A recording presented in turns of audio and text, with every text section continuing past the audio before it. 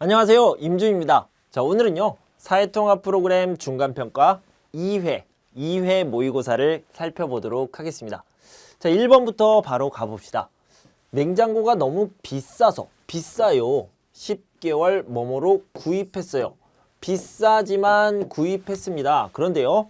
이 비싼 냉장고를 돈을 다 내기가 어려워요. 그래서요. 10개월 동안 나눠서 냅니다. 이렇게 나눠서 내는 것을요. 할부라고 얘기합니다. 그래서 이번 달에 10만 원, 다음 달에 10만 원, 그 다음 달에 10만 원 이렇게 10개월 동안 나눠서 내는 건 10개월 할부라고 얘기하고요. 한 번에 다 내는 것은요. 일시불이라고 얘기합니다. 그래서 이렇게 반대라고 생각하시면 되겠습니다. 자, 2번을 봅시다. 도서관에서 빌린 책을 이번 주까지 뭐뭐 해야 한다라는 거죠. 그래서 빌리다라고 얘기하는 것을요. 똑같은 말로 대출하다라고 얘기합니다. 여기는 똑같은 말이고요. 지금은요. 이번 주까지 반대로 어떻게 해야 돼요? 다시 돌려줘야 되죠.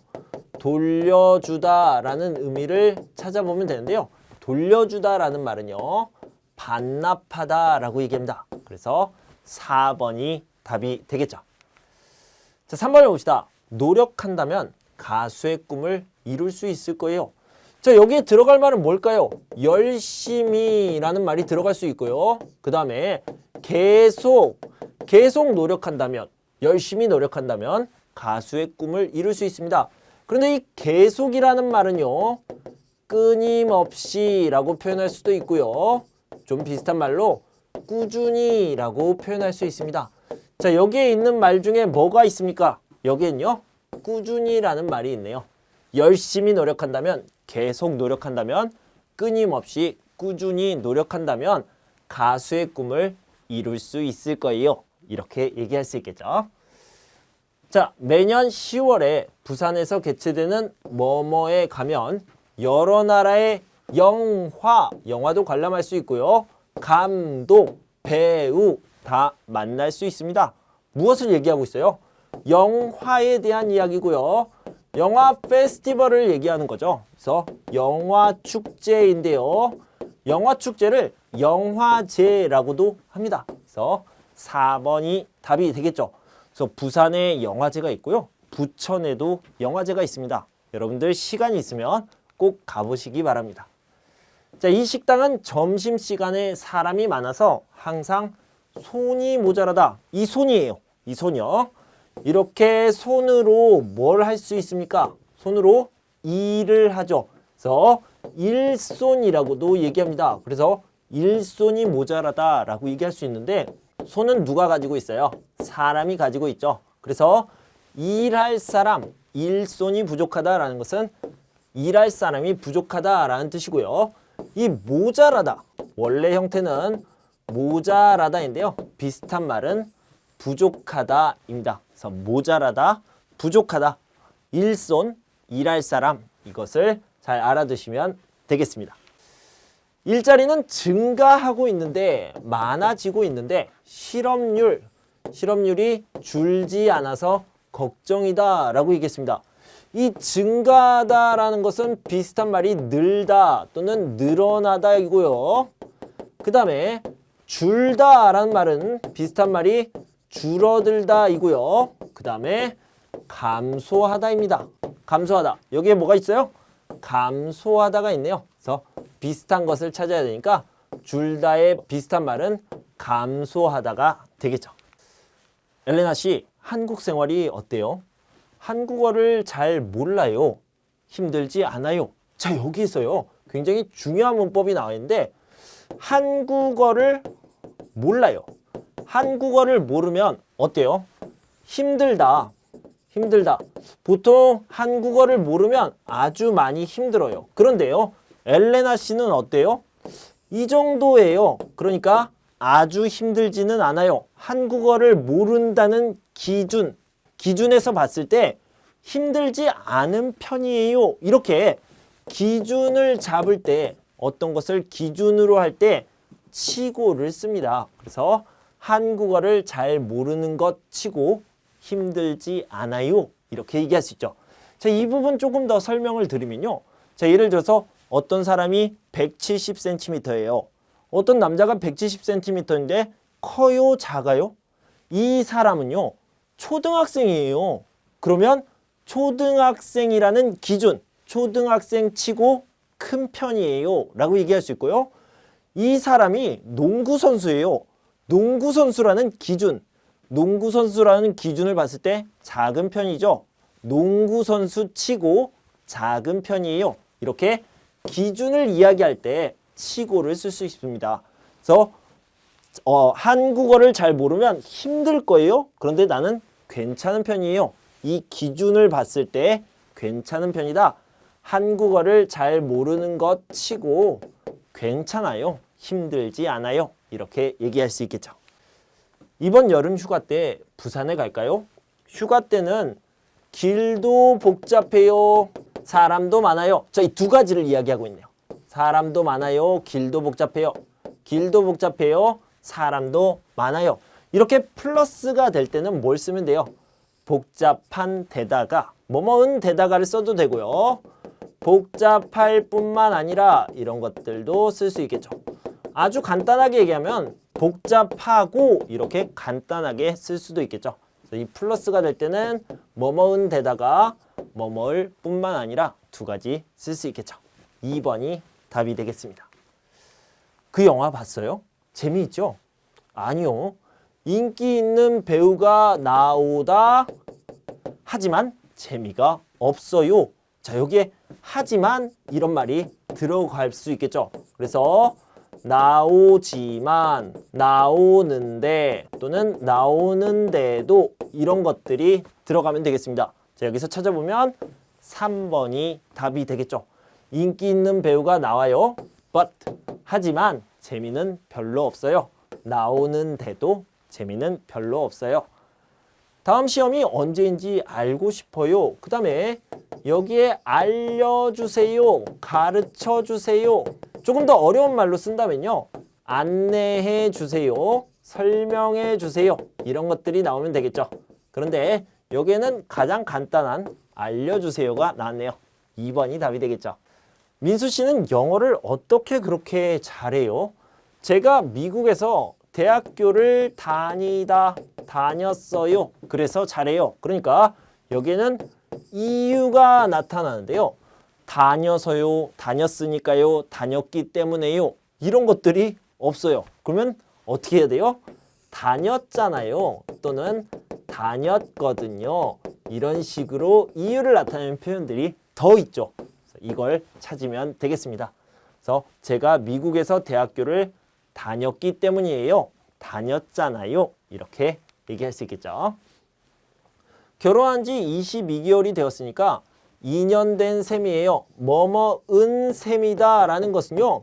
비슷하다. 2년 된 것과 비슷하다 라는 의미입니다. 그러면 2년 된 것과 비슷하다를 표현할 때 뭐라고 얘기하면 돼요? 2년 정도 됐어요. 또는 2년쯤 됐어요. 이렇게 얘기할 수 있겠죠. 여기 보면요.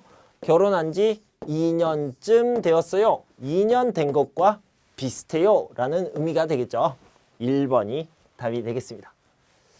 그 아파트 근처에는 지하철역이 없어서 출근, 퇴근, 출퇴근하기에 불편하다라고 얘기했는데요. 자, 이 부분을 봅시다. 뭐뭐기에 불편하다라는 말은요.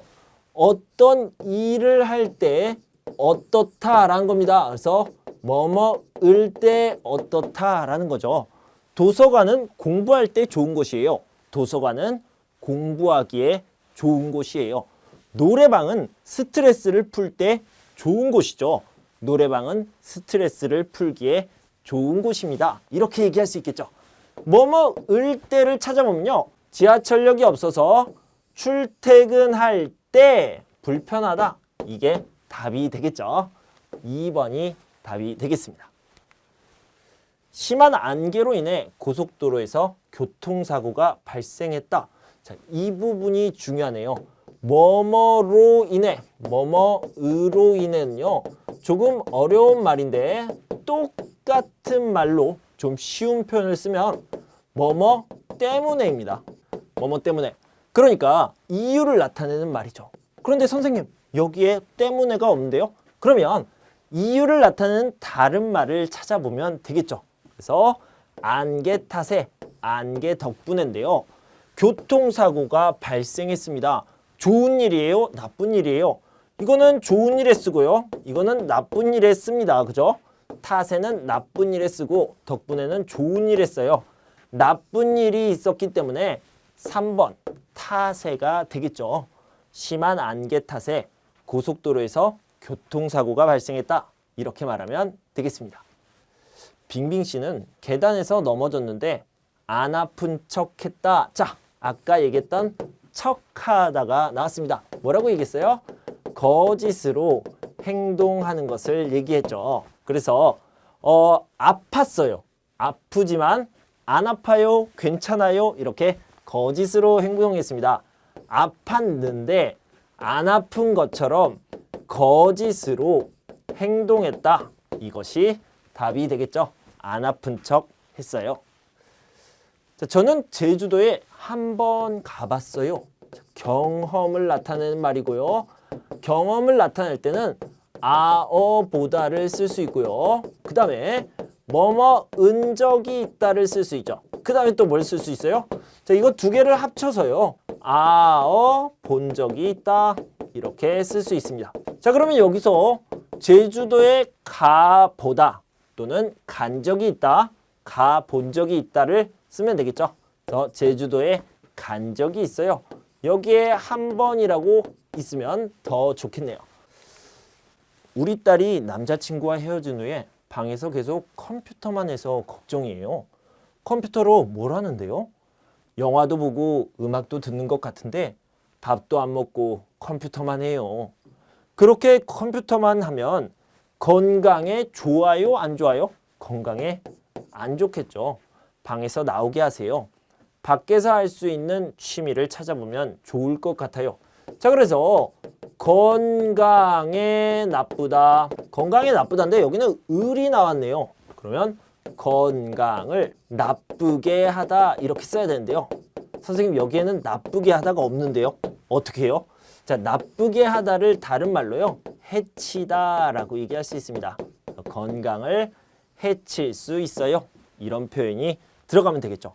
자, 이 찾을 수 있어요. 자, 여기 건강을 찾을 수 있어요. 이렇게 얘기할 수 있는데요.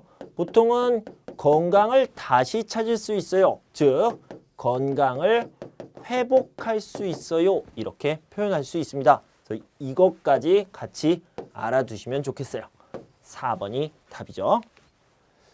한국에는 정과 관련된 어떤 문화가 있다. 가는 정이 있어야 오는 정이 있다라는 말에서도 서로 정을 주고받는 것을 좋아하는 한국 사람들의 따뜻한 마음을 느낄 수 있다.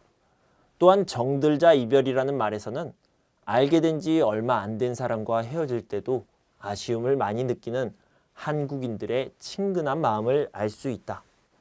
외국인들에게는 이해하기 힘든 문화로 느껴질 수 있지만 한번 이런 경험을 한 후에는 한국인들의 따뜻한 마음을 느낄 수 있게 될 것이다. 자, 정을 중요하게 생각하고 정이 많은 이런 문화가 있는데요. 외국인들에게는 이해하기 힘들어요. 왜요? 처음 봤어요. 아주 특별해요. 그래서요, 여기는 특별한 문화가 있다라고 얘기했는데 선생님, 여기에 특별한이 없어요. 그런데요, 특별한보다 더 특별한 것을요, 독특한 이렇게 얘기할 수 있겠죠. 자, 여기서는 영어를 좀 써보면요, 여기는 스페셜이라고 얘기할 수 있고요, 여기는 유니크라고 얘기할 수 있겠죠. 독특한 문화가 있다. 여기 1번이 답이 되겠습니다. 요즘 한국 방송에 출연하는 외국인이 늘고 있습니다. 예전에는 명절 특집 방송에서만 볼 수 있었던 외국인들을 이제는 텔레비전을 켤 때마다 볼 수 있게 되었습니다. 최근에는 더 많은 외국인들이 한국 방송에 출연하면서 시청자들의 인기를 끌고 있습니다. 처음 외국인들이 방송을 할 때는 고향과 다른 문화 차이, 한국어를 잘 몰라서 실수한 경험 등을 이야기하며 시청자들을 웃겼지만 지금은 한국 문화에 완전히 적응한 모습으로 한국 시청자들에게 친근감과 즐거움을 주고 있습니다. 이렇게 얘기했는데요. 자, 문제를 풀면서 내용을 다시 한번 확인해 볼게요. 명절 특집 방송에는 외국인만 only 외국인만 출연하고 있다? 아니죠. 그런 건 아니고요. 외국인이 늘어나고 있어요. 한국 사람들도 있고 외국 사람들도 있는데 외국 사람들이 점점 많아지고 있다라는 거죠. 늘고 있다, 많아지고 있다 이렇게 생각하시면 되겠습니다. 한국에서 텔레비전을 보는 시청자들이 텔레비전을 보는 사람을 시청자라고 하는데요. 시청자들이 점점 늘고 있다 그런 말은 나오지 않았죠. 한국어를 잘 모르면 다른 사람에게 즐거움을 줄 수 있다. 자, 이 부분도 잘 모르겠어요. 여기에서는요. 옛날의 외국인들은 한국어를 잘 몰라서 재미있었어요. 하지만 지금 그렇다라고 얘기하진 않았죠. 자, 마지막 4번을 봅시다. 시청자들은 한국 문화에 적응한 외국인들에게 친근감을 느낀다. 여기 정확하게 나와 있죠. 친근감을 느낀다. 그리고 즐거움을 준다. 이게 더 추가되면 좋겠네요. 맞는 표현입니다. 4번이 답이 되겠습니다. 집을 보러 갔을 때는 집 안과 집 주변을 꼼꼼하게 확인해야 한다. 자, 이 부분이 굉장히 중요해요. 특히 집 안에 고장난 것이 없는지 확인하고 난방, 수도, 전기시설에 문제가 없는지 살펴봐야 한다. 또한 집 주변의 편의시설이나 교통시설을 미리 확인해야 살면서 불편한 일을 겪지 않을 수 있다. 자, 여기 보면요. 집 안의 것들, 그러니까 여기요. 집 안에 있는 것들 살펴봐야 되고요. 그 다음에 뒤에는 집 주변에 있는 것들, 이것들을 얘기하고 있죠. 이러한 것들을 모두 확인한 후에 계약을 하게 되는데 계약을 하기 전에 반드시 그 집의 등기부 등본을 확인해서 실제 소유주와 직접 계약해야 한다. 또한 등기부 등본을 보면 은행에 빚이 있는지도 알 수 있으므로 등기부 등본은 꼭 확인해야 한다라고 얘기했습니다. 등기부 등본을 확인해야 되는데요. 언제 확인해야 됩니까? 여기 보면요. 계약을 하기 전에 확인해야 된다는 겁니다. 그래서 먼저 등기부 등본을 확인하고 두 번째로 계약을 합니다. 그 다음에 계약을 해야 된다는 거죠. 그리고 집 안과 집 밖 모두 잘 봐야 된다. 잘 확인해야 된다. 이렇게 얘기하고 있죠. 편의시설과 교통시설이 좋으면 무조건 계약한다. 자, 이거는 집 밖이에요. 집 주변을 얘기하는 거죠. 그런데요. 안을 살펴보지 않았어요. 그러니까 아니죠. 집 밖의 시설보다는 집 안의 시설을 꼼꼼히 확인한다? 아니요. 둘 다 중요합니다. 등기부 등본은 계약을 하기 전에 반드시 확인해야 된다. 네, 아주 중요한 부분이에요. 계약을 하기 전에 등기부 등본을 확인해야 된다고 했습니다. 꼭 확인해야 된다고 했죠. 실제 소유주야 계약을 할 수 없으면 공인중개사와 계약한다. 아니요. 실제 소유주와 계약을 할 수 없으면 계약을 하면 안 됩니다. 여기에 정확하게 나와 있지는 않지만 여러분들이 나중에 부동산 계약을 하면요. 실제 소유주가 없어요. 누군지 몰라요. 그러면 계약을 하면 안 돼요. 그래서 정답은 3번이 되겠습니다. 나는 포인트를 빨리 모을 수 있도록 신용카드를 하나만 사용한다. 보통 책을 살 때 포인트로 계산하는데 이렇게 하면 책 사는 비용을 절약할 수 있다. 그리고 휴대폰은 가족 할인 요금제를 사용하면 좋다. 이 요금제를 사용하면 가족끼리 통화를 하거나 문자 메시지를 보낼 때 30% 이상 할인받을 수 있다. 나는 이렇게 해서 휴대폰 요금을 한 달에 10,000원 정도 아낄 수 있었다. 또한 집에서 사용하지 않는 전기 플러그를 뽑는 것만으로도 전기 요금을 많이 절약할 수 있다. 마지막으로 가계부를 쓰는 것이 큰 도움이 된다. 가계부를 쓰면 내가 어디에 얼마나 돈을 쓰는지 알 수 있기 때문에 불필요한 지출을 줄이고 지출 습관을 바꿀 수 있어서 돈을 절약할 수 있다. 이렇게 얘기했는데요. 선생님이 밑줄을 그은 이 부분. 자, 휴대폰 요금인데요. 가족 할인 요금제를 사용하면 30% 가족끼리 문자를 보내거나 통화를 할 때 30%를 절약하고요. 그 돈이 한 달에 10,000원 정도 됩니다. 그게 뭐예요? 휴대폰 요금이에요. 자, 문제를 풀러 갑시다. 이 글의 제목으로 가장 알맞은 것을 고르십시오. 뭐라고 얘기했습니까? 야, 여기에는요. 신용카드를 하나만 써요. 왜요?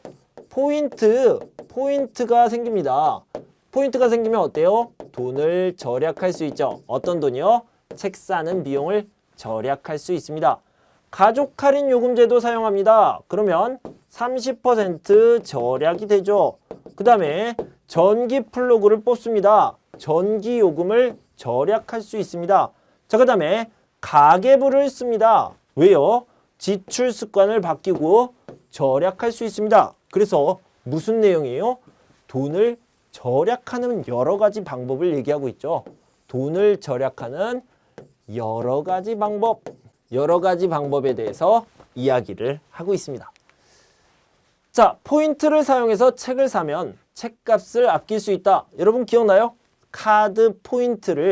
카드를 하나만 사용해서 포인트를 모아요. 그리고 책값을 아낄 수 있었습니다. 맞네요. 가계부를 써봤지만 돈을 절약하는 데는 도움이 안 됐다? 아니요. 도움이 됐습니다. 신용카드를 하나만 사용하면 30%까지 할인받을 수 있다? 아니요. 이거는요. 휴대폰 가족요금이죠. 가족요금, 휴대폰 가족요금 얘기예요. 신용카드 얘기가 아니죠. 사용하지 않는 플러그를 뽑아서 한 달에 10,000원 정도 아낄 수 있었다? 아까 선생님이 강조했죠. 이것도 휴대폰 가족요금 얘기였습니다. 그러니까 이것도 아니죠. 1번이 답이 되겠습니다. 한국인의 직장 생활에 대한 설명 중 옳지 않은 것, 틀린 것을 이야기합니다. 대부분의 회사들이 주 5일 근무를 하고 있다. 맞습니다. 월, 화, 수, 목, 금 이렇게 5일 동안 일을 하죠.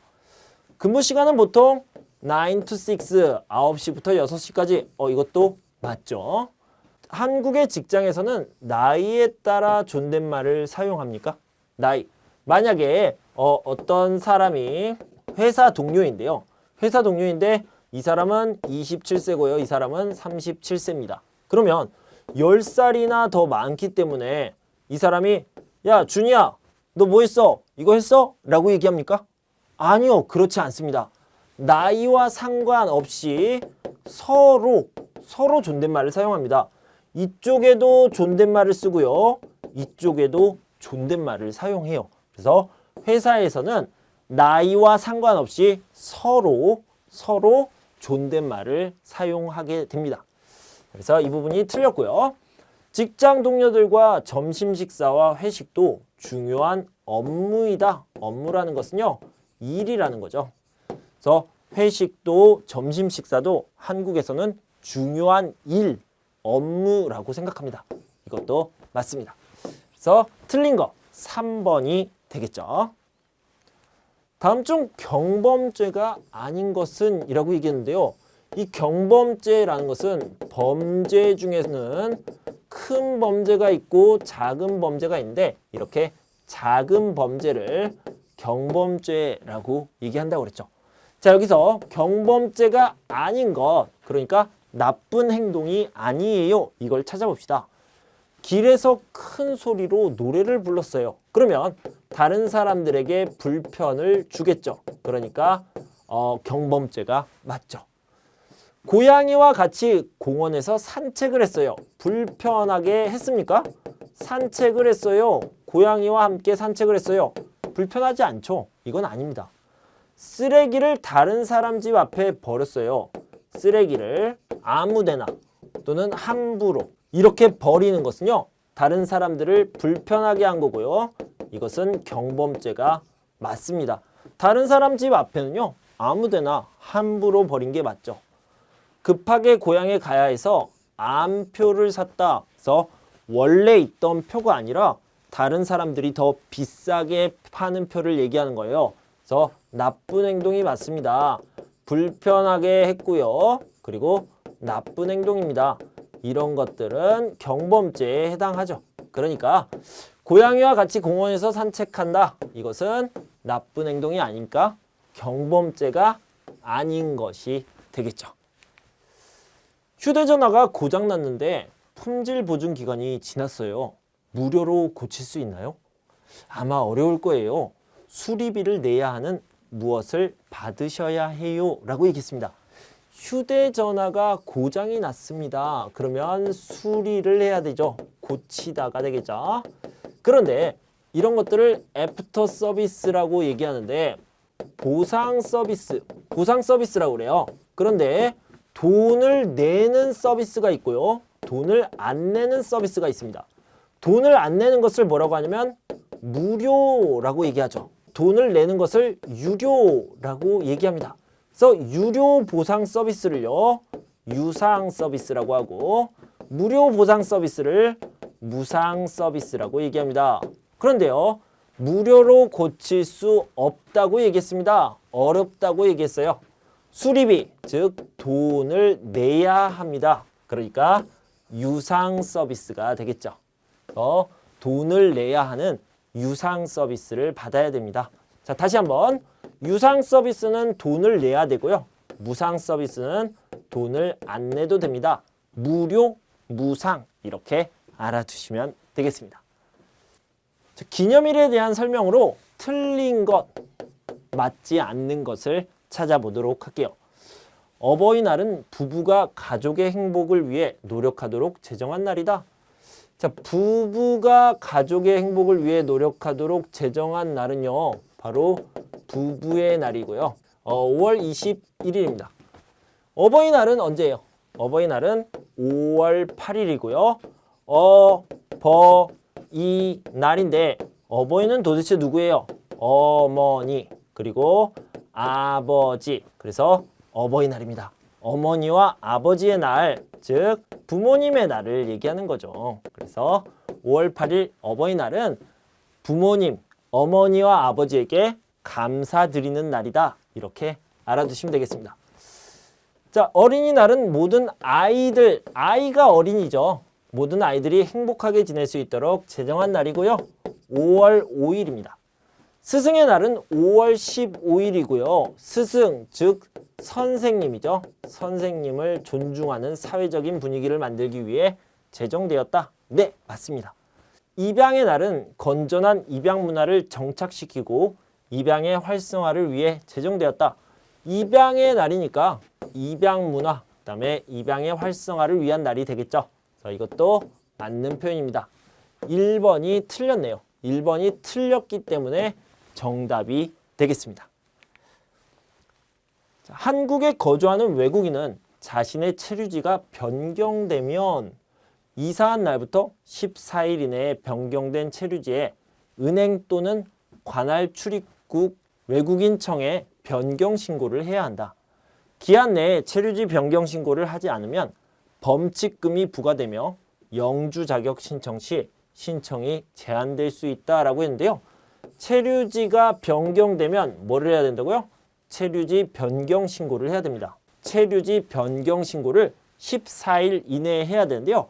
자, 이건 좀 어렵긴 하지만 일단 은행이 좀 의심스럽네요. 은행이 아니라 관공서, 그러니까 우리는 공공기관이라고 얘기했죠. 공공기관에 신청을 해야 되죠. 어떤 거요? 청에 해야 됩니다. 어떤 청? 시청 또는 군청 그리고 구청, 시군 구청이 여기에 이렇게 들어가면 돼요. 그래서 니은은 틀렸고요. 다시 한번 시청, 군청, 구청에서 신청을 해야 됩니다.